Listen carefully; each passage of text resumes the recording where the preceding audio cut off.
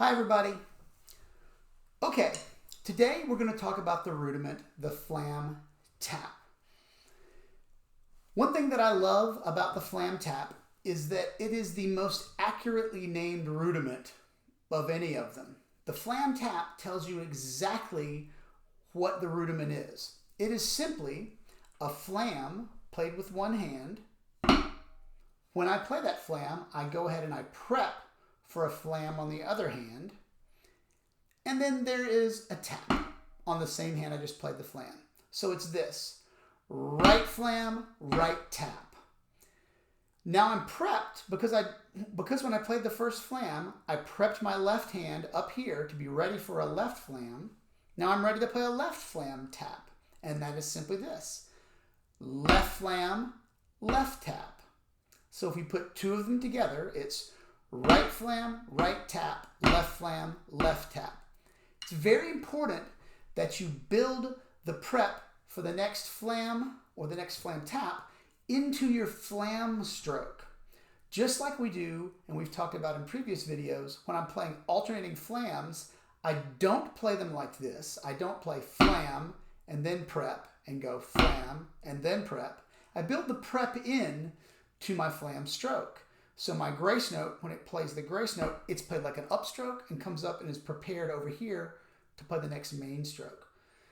I do that when I play the flam on a flam tap. Flam, there's the prep, tap. Flam, tap. The other way to potentially misplace it, you should guard against this mistake, is don't do this. Don't play flam, tap, and then prep after the tap. Flam, tap.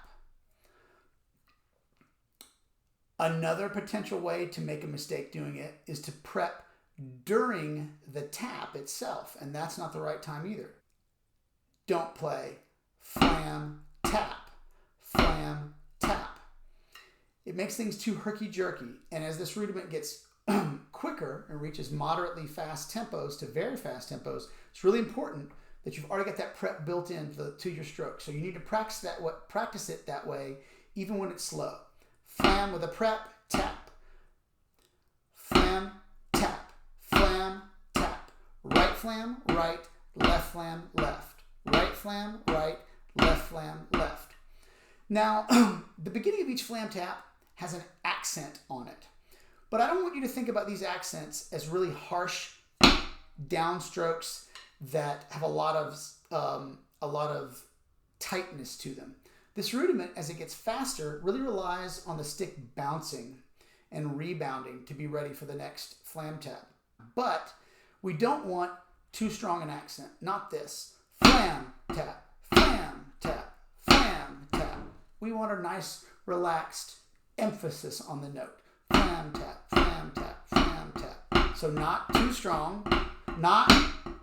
That's too much. Just relaxed. Just a little bit of a relaxed emphasis. Can you see how my sticks are kind of bouncing? Right flam right, left flam left, right flam right, left flam left. As I get faster, it becomes this. My stick is sort of bouncing. And as I get particularly quick, it's really bouncing. That's what one hand is doing when I'm playing the flam tap. Either my right or my left. Once they're going quick, it's really like a triple stroke, like a kind of an emphasized note with two bounces that happen afterwards.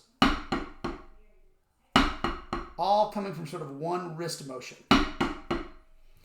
Flam tap, flam tap, flam tap, flam tap. I'll put my left hand, my left stick, playing on my leg so you don't hear it as much.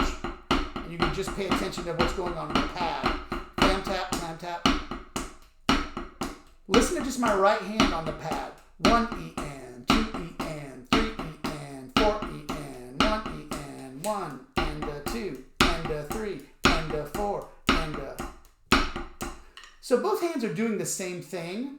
One of them is doing it on the downbeat and the other one's doing it on the upbeat. So for that reason, a lot of people like to practice the mechanics of a flam tap like this. they play the isolated hand version of the flam tap on one of their hands and then on the other, and then they join them together as the full rudiment. So they'll go 1 E and 2 E and 3 E and 4 E and left, 2 E and 3 E and flam taps. Flam tap, flam tap, flam tap, flam tap, flam tap, flam tap. Back to the single hand. Right, right, right, right, right, right, right, right, right, right, right, right, left.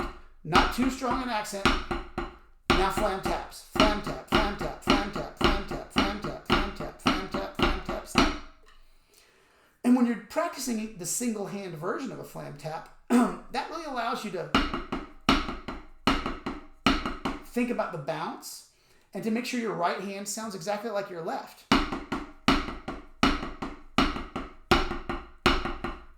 If you can't make both hands look, feel, and sound the same, then what you're able to do is identify where the weak link is. My right hand might be able to go, but my left hand might not. It might go, when I try to play that quickly, my left hand might go, it might be uneven or herky-jerky or just simply not able to play it as smoothly and as quickly as my right. And so that tells me, I can work on the mechanics of just my left hand portion. I can isolate that, slow things down, try to make them sound the same, and gradually work up my tempo on each individual hand, and then lace them together as flam taps.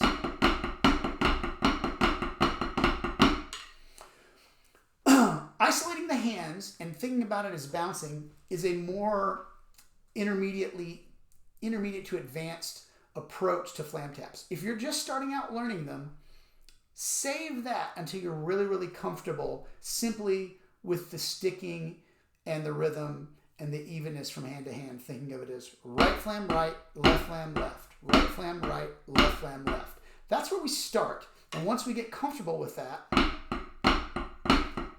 we can start to try to find the bounce, bounce, bounce, bounce, bounce, bounce, bounce, bounce, bounce, bounce, bounce, bounce, bounce, bounce, bounce, bounce, bounce, bounce, and then try to lace them together. Okay? As is the case with any rudiment, you need to practice this thing from slow to fast to slow, maintaining good volume and a nice smooth transition and a smooth rate of acceleration from slow to fast, same rate of deceleration from fast to slow, and that's it. Also practice it at just moderate tempo for yourself. All right? Go get it.